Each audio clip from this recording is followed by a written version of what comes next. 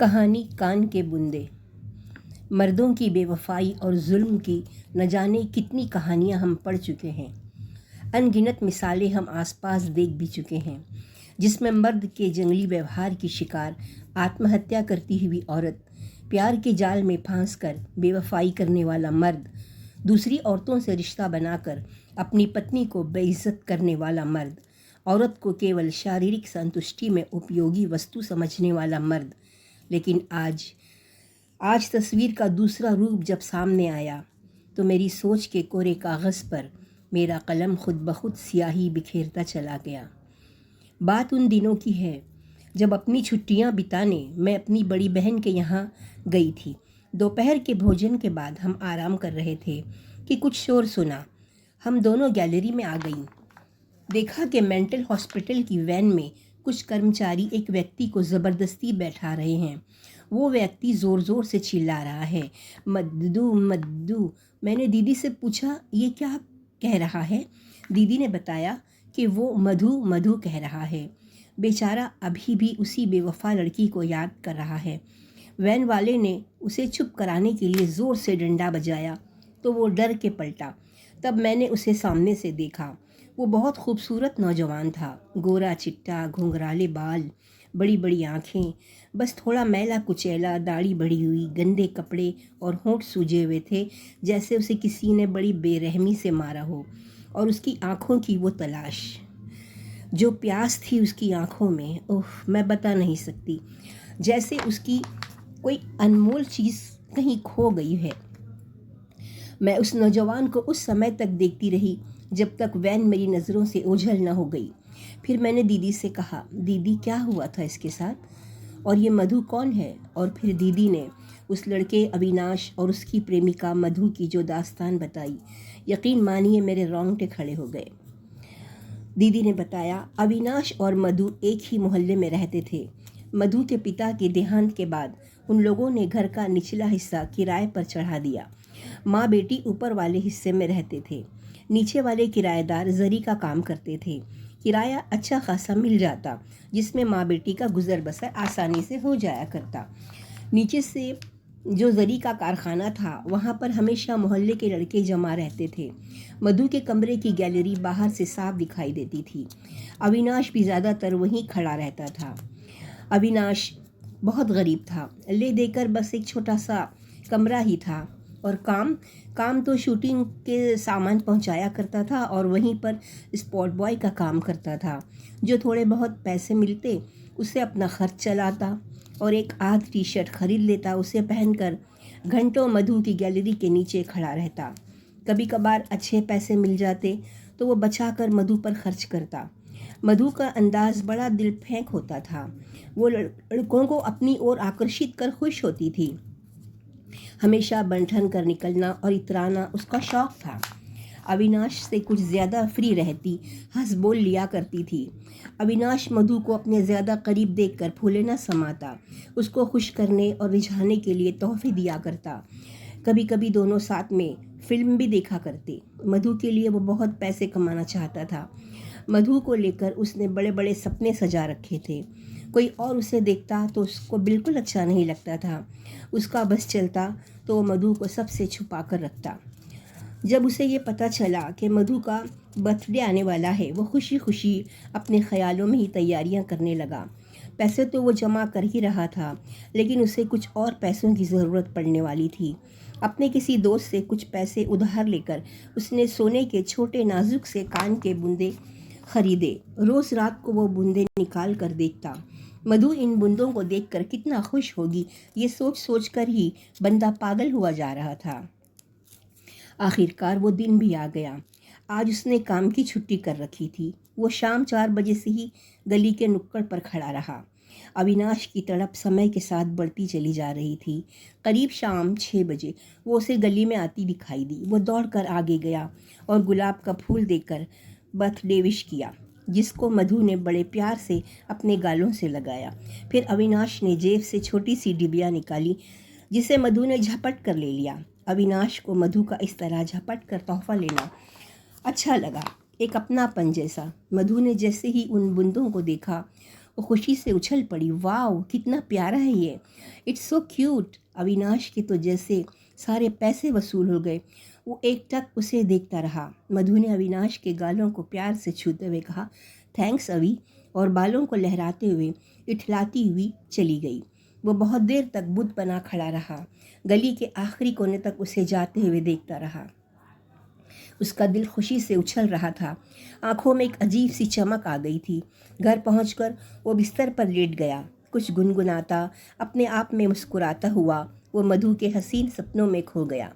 अब उसे यकीन हो गया था कि उसने मधु के दिल में जगह बना ली है। बहुत देर तक उसे नींद ही नहीं आई। सुबह देर से आँख खुली। बाहर कुछ दोस्तों के कह कहे गूंज रहे थे। दरवाज़ा खोला तो सामने ही उसे अपना दोस्त रवि नज़र आया। रवि जो 2 साल से दुबई गया हुआ था। अविनाश उसे देखकर बहुत खुश हुआ। दोनों बड़े जोश से गले मिले। बहुत देर तक बातों का सिलसिला चलता रहा। कुछ देर में सामने से मधु आती नजर आई। आज उसने साड़ी बांध रखी थी, हल्के पीले रंग की साड़ी, खुले लहराते बाल, गुलाबी गुलाबी होठों पर मुस्कुराहट सजाए वो बड़ी अदा से हौले हौले चली आ रही थी। उसके हर एक कदम पर अविनाश की धड़कनें बढ़ती चली जा रही थी। उसे मधु का वहाँ आना अच्छा नहीं लग रहा था। उसे डर लग रहा था। रवि की आवाज़ पर वो चौंका। अरे ये मधु है ना, मुझे लगा कोई हीरोइन चली आ रही है। अविनाश का चेहरा बुझ सा गया। उसे रवि का इस तरह बोलना अच्छा नहीं लगा। वो रवि का ध्यान दूसरी तरफ करने की कोशिश करने लगा, लेकिन रवि की निगाहें तो जैसे मधु की ओर से हटना ही नहीं चाह रही थी। और मधु भी तो एक टक रवि को मुस्कुरा मुस्कुरा कर देखे जा रही थी। अब वो करीब आ चुकी थी। हाय रवि, तुम कब आए? रवि ने अपना हाथ आगे बढ़ाया। हाय मधु। दोनों एक दूसरे का हाथ थामे खड़े थे। अविनाश का दिल ज़ोर ज़ोर से धड़कने लगा। उसके दिमाग में अजीब सी सनसनाहट होने लगी, जैसे हज़ारों करोड़ों चींटियां उसके दिमाग में रेंग रही हों। उसे उन दोनों पर बहुत गुस्सा आ रहा था। फिर मधु ने बाय कहा और इटलाती हुई आगे बढ़ गई। रवि उसे जाते हुए एकटक देखता रहा। अविनाश का दिल, जो कल शाम से मधु की मुस्कुराहट और प्यार से दहक रहा था, आज उस पर घड़ों पानी फिर गया था। वो बिना कुछ कहे अपनी कुटिया में वापस आ गया। बार बार उसे वो सारा मंजर याद आता रहा। वो दिल ही दिल में कुढ़ता रहा। क्या ज़रूरत थी उसे रवि से हाथ मिलाने की? क्या ज़रूरत थी उसके सामने आने की? अनदेखा कर चली जाती। वो दिल ही दिल में बड़बड़ाता रहा। दोनों हाथों से अपना सर पकड़कर वो ऐसे बैठा था जैसे उसे अपनी कीमती चीज़ खो जाने का डर हो। वो सचमुच डर भी गया था। दुबई से कमाई करके आने वाले के सामने उसकी हैसियत ही क्या थी। दूसरी सुबह रवि खुद ही अविनाश के पास आया और कहने लगा, चल ना यार, कारखाने के पास बैठते हैं। मोहल्ले के सारे लड़के वहीं आकर बैठते और गपबाजी करते। अविनाश खुद भी तो वहीं बैठता था। ऊपर गैलरी में नज़रें जमाए कि कब मधु बाहर आए और उसकी एक झलक देखने को मिल जाए। लेकिन आज वो चाह रहा था कि मधु बाहर ही ना आए। वो बड़ी बेदिली से रवि की बातें सुन रहा था और गैलरी की तरफ देख भी रहा था।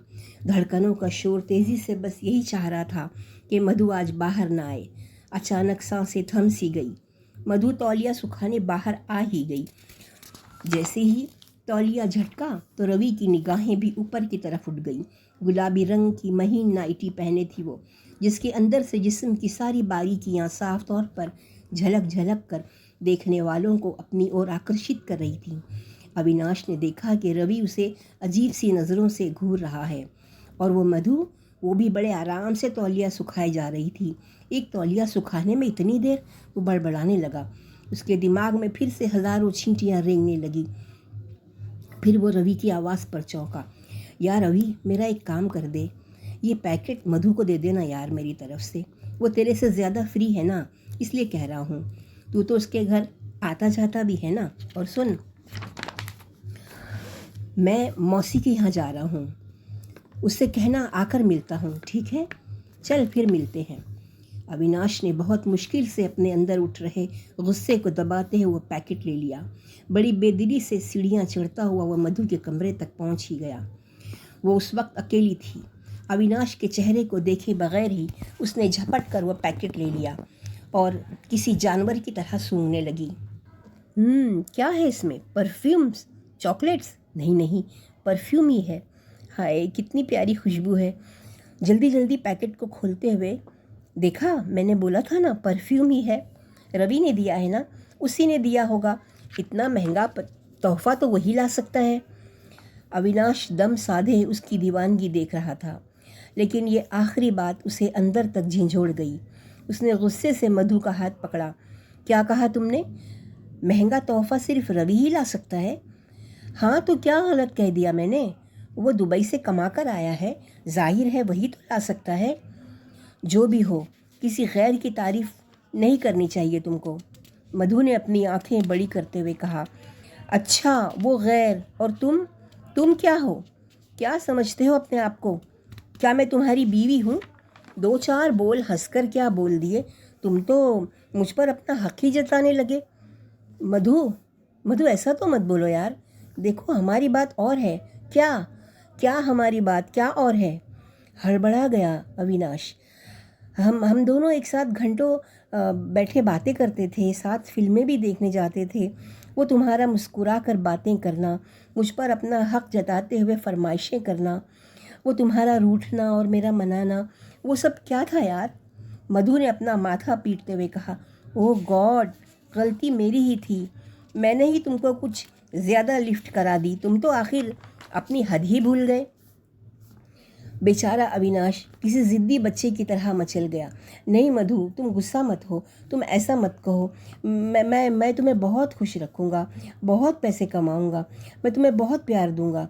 मधु ने हाथ के इशारे से उसे रोका। बस बस इनफ, तुम कमाती ही कितना हो जो मेरे अरमान पूरे करोगे? मधु सुनो तो सही, मैं दिन रात मेहनत करूँगा, तुम्हें ढेर सारे गहने बनवा कर दूँगा। मधु चिढ़ सी गई। अरे पागल तो नहीं हो गए तुम? और ये गहनों का लालच किसे दे रहे हो? नहीं चाहिए तुम्हारा कुछ भी, ले जाओ ये बूंदे भी। वो गुस्से से चिल्ला रही थी। अविनाश एकदम खामोश हो गया, फिर डरते डरते बोला, नहीं मधु, मैंने बड़े अरमान से और बड़ी मुश्किल से ये बूंदे ख़रीदे हैं। हाँ तो किसने कहा था? क्या मैंने कभी मांगे थे? एहसान जता रहे हो। नहीं नहीं मधु, तुम गलत समझ रही हो। मधु ने गुस्से से बूंदे कान से निकाल कर बाहर गली में फेंक दिए और ज़ोर ज़ोर से चीखने लगी। जाओ जाओ, दफ़ा हो जाओ, अब कभी मेरे सामने मत आना। अविनाश उसका ये रूप देखकर हैरान रह गया। उसे मधु से ऐसी उम्मीद बिल्कुल नहीं थी। उसकी आंखें भर आई। एक लम्हे में ही जैसे सब कुछ ख़त्म हो गया था। उसका जी चाह रहा था कि वो चीख चीख कर रो दे। जैसे तैसे वो अपने रूम में आया और औंधे मुँह गिरकर खूब रोता रहा। मधु के साथ गुजारा हुआ एक एक पल किसी फिल्म की तरह आँखों के सामने घूमने लगा। उसने अपना सारा गुस्सा कमरे की चीज़ों को तोड़ फोड़ कर निकाला। रोते रोते पता नहीं कब वो सो गया। दूसरे दिन वो बहुत देर तक सोता रहा। उसकी आंख उस वक्त खुली जब कोई उसका दरवाज़ा ज़ोर ज़ोर से पीट रहा था। वो रवि था। उसने बताया कि मैं मौसी को कल रात ही गांव से ले आया हूँ। मौसी ने मधु की माँ से मधु का हाथ मांग लिया और उसकी माँ ने खुशी खुशी कबूल भी कर लिया। तू जल्दी फ्रेश होकर आ जा यार, बहुत काम है। आज रात को ही मेरी और मधु की सगाई है। ये सुनकर अविनाश की हालत ऐसी हो गई जैसे किसी ने उसके शरीर से सारा लहू निचोड़ लिया हो। उसने खूब शराब पी और रात को ठीक सगाई के वक्त वहाँ जाकर खूब तमाशा किया। मधु की सारी हकीकत रवि को बता दी, लेकिन चालाक मधु ने रो रो कर अविनाश पर ही इल्ज़ाम लगाया कि ये मुझ पर बुरी नज़र रखता है, मेरा इससे कोई वास्ता नहीं। रवि, ये तो तुमसे भी बहुत जलता है, पीठ पीछे तुम्हारी बुराइयां करता है, मुझे इससे बहुत डर लगता है। अविनाश बुत बना मधु का ये रूप देखता रहा। एक खूबसूरत चेहरे के पीछे का घिनौना रूप देखकर उसे घिन आ रही थी। वो चीखने लगा, ए झूठी मक्कार लड़की, खूबसूरत नागिन, देखना एक दिन तेरा ये चेहरा इतना बिगाड़ दूंगा कि खुद तुझे भी अपने आप से घिन आने लगेगी, और देखना मैं ये करके रहूँगा। ये सुनना था कि रवि ने उस पर मुक्कों की और लातों की बरसात कर दी। अविनाश नशे में था। वो चकरा कर एक लोहे के खंबे से जा टकराया और खून का रेला बह निकला। उसे फ़ौरन हॉस्पिटल पहुंचाया गया। वो अस्पताल में भी चीखता रहा, चिल्लाता रहा। कुछ दिनों के बाद उसकी दिमागी हालत ठीक न होने के कारण उसे मेंटल हॉस्पिटल में भेज दिया गया। यही है इस गरीब की कहानी। मैं सांस रोके दीदी से अविनाश की कहानी सुनती रही और सोचती रही कि क्या कहानियों में बताया जाने वाला एक सच ये भी है, क्या हुस्न कातिल भी हो सकता है। 1 साल बाद आज मुझे पागलों पर एक डॉक्यूमेंट्री बनाने के लिए मेंटल हॉस्पिटल जाना था। मैं अपनी सहेली के साथ वहाँ पहुँची। वहाँ पर मुझे अविनाश दिखाई दिया। उसकी हालत काफ़ी ख़राब थी। वो बहुत कमज़ोर लग रहा था। मैंने करीब जाकर देखा, हाँ वो अविनाश ही था। ज़मीन पर कुछ टटोल रहा था। हमें देखते ही वो लड़खड़ाता, गिरता पड़ता, अद्दू अद्दू पुकारता हुआ हमारी तरफ आने लगा। मेरी सहेली मुझे खींचती हुई वहाँ से आगे ले गई। मैंने वार्डन से पूछा, ये बेचारा अभी तक ठीक नहीं हुआ? जवाब में उसने बुरा सा मुँह बनाकर कहा, ये पागल लोग कभी ठीक हो सकता है क्या? हम लोग को पागल बना के छोड़ेंगा। अभी 4 महीना पहले थोड़ा ठीक हुआ था, इसको घर भेजा था, पर इसको इतनी चर्बी है ना, क्या बोलूँ। उधर जाकर कोई इसकी प्रेमिका थी, उसके चेहरे पर चाकू से बहुत बुरा वार किया मालूम। फिर उसका आदमी भी वो लड़की को छोड़ दिया। इतनी सुंदर लड़की का थोपड़ा बिगाड़ दिया। उसकी अक्खी ज़िंदगी का सत्यानाश करके अभी इधर गरीब बन के बैठ गया है। अब मेरी समझ में आया कि इसीलिए उसने दीवार पर लड़की का चेहरा बनाकर उस पर आड़ी तिरछी लकीरें क्यों खींची थी। उसकी हालत देखकर मेरी आंखें भर आई, लेकिन दिल के किसी कोने में सुकून भी हो रहा था कि अविनाश ने उस बेवफा लड़की को सबक सिखाया। मैं बोझल कदमों से वहाँ से चली आई। मैं उससे कोई सवाल नहीं कर सकी, लेकिन उसकी आँखों की नमी और चेहरे के दर्द ने मुझे मेरे हर सवाल का जवाब दे दिया था। रास्ते भर मैं यही सोचती रही, वो आखिर ज़मीन पर क्या टटोल रहा था, क्या ढूंढ रहा था। शायद वही कान के बूंदे। अपना कीमती वक्त देकर मेरी कहानी सुनने के लिए आपका बहुत शुक्रिया।